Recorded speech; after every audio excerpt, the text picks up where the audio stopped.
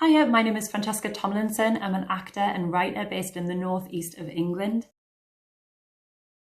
Most of my work so far has been in theatre, but obviously that's gone a bit haywire recently. I've done quite a bit in audiobook work as well, and I'm just breaking into a little bit of screen. But I'm writing a little bit more for screen, and that's what's really exciting me, writing more representation for the northeast, for female-led stories. My training at RSAMD, at RCS, was, we did get some training with Tracy Wiles. There was a radio course that we did, so I learned a lot of techniques there. And someone that I've kept in touch with her since, and she's been a good mentor and a good friend to give us advice since then. You need a lot of accent work. I did a lot of that in my training, and how to get into an accent is quite difficult. Obviously, in Lazarus, I do Lazarus Remembered, I do a lot of accent, and I actually narrate in an accent that's not my own. Now, I would never really recommend that, and a lot of people in the industry wouldn't either. They'd probably seek someone in that whose natural accent it is to narrate. But with Jean and Andy, and working with Jean and Andy, I felt comfortable enough, and they trusted me enough to give it a go and to try. And I think the end result was I'm pretty proud of it.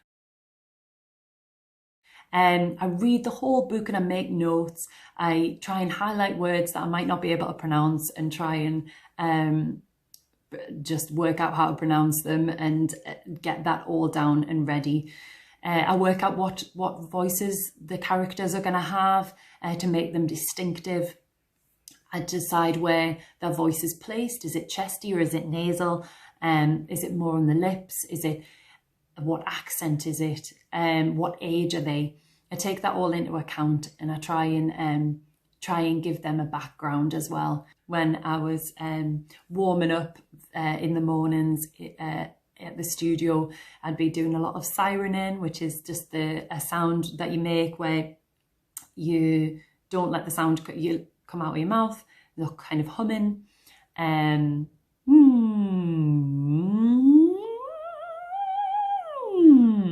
it really warms up your vocal cords, and so you can sustain talking for sometimes like 8 hours in the studio. I also had a lot of lemon and ginger tea. I'd highly recommend reading the whole book beforehand, so you get a sense of story, and you get a sense of where you are in the story and what's to come for the characters and what they've already been through. The emotions as well. We did a lovely thing on Lazarus Remembered where if there was a piece of music that had been written for a certain part of the book or a scene, we'd play that music, and then it would just help get the sense of the atmosphere of that scene, and it would help me kind of get into that emotional place to be able to connect to the character and the storyline.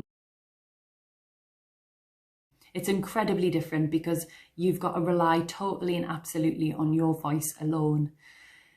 Obviously in Lazarus Remembered, I had the help with the music to kind of tell the story. But with stage and screen, it's a very different part of your voice that you're using. For stage, you have to project, so you're having to project right at the gods. So you use a totally different part of your voice. With screen, you have to bring it very small and subtle, and it's about reactions to other people's dialogue more than what you're saying sometimes. Whereas in audio, you have to absolutely hone in on what you're saying and telling that story and imagining that story, and those words come to life.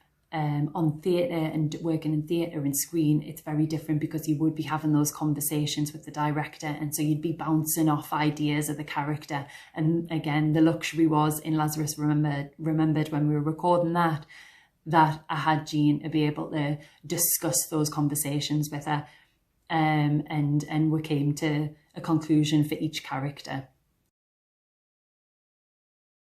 I would say just read the whole book, keep it in your own kind of voice and your own accent, and then create those characters around that. Give them life and breath, Always try and smile. I think it brings out a different kind of quality in someone's voice, and physically try and like create those different characters, however they kind of sit. Try and embody that when you speak in the dialogue in a storybook.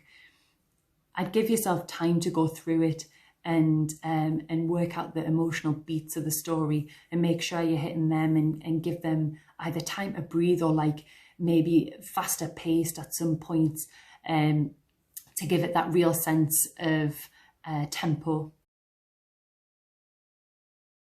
Lazarus Remembered did require me to do a lot of different accents. Obviously, I was narrating in Australian accent, and then we had an array of different accents, Welsh. And one thing as an actor is it's quite difficult to learn an accent, and once you get it in there, sometimes you can dip into similar accents, sounds that sound similar.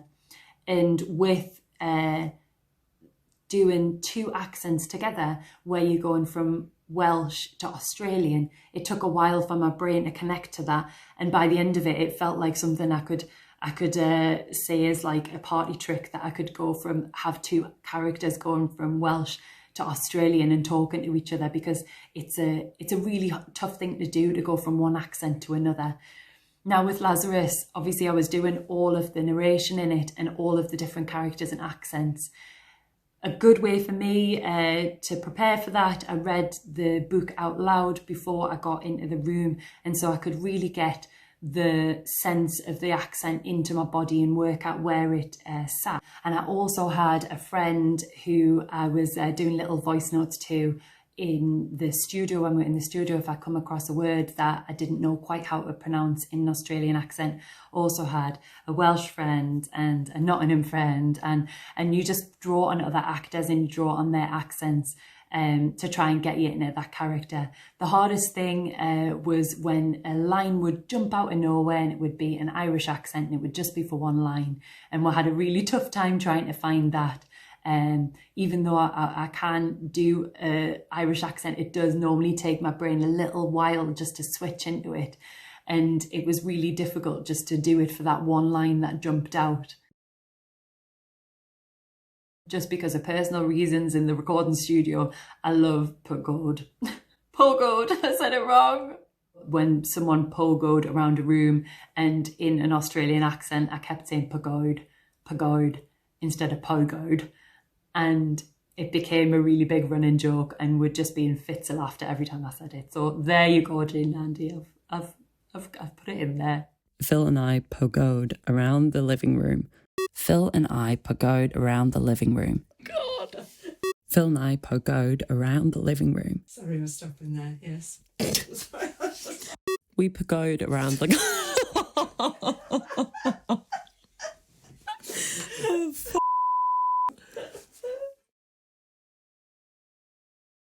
This is a really tough one.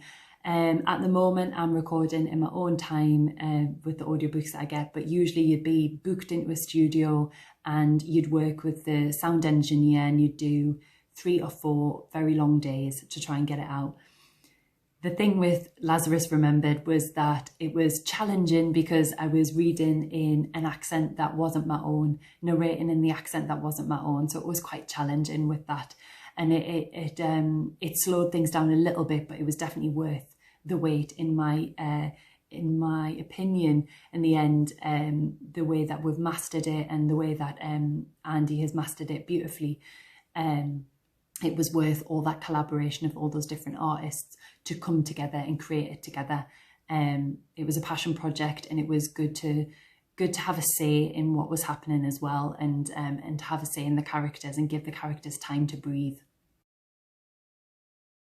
It is tough, and it's tough on your voice, and don't underestimate that. You need to be warming up, you need to be having your ginger and lemon tea, and making sure you're resting your voice in the evenings. Don't go out drinking too much, and try and prepare yourself, and just really focus yourself for those few days.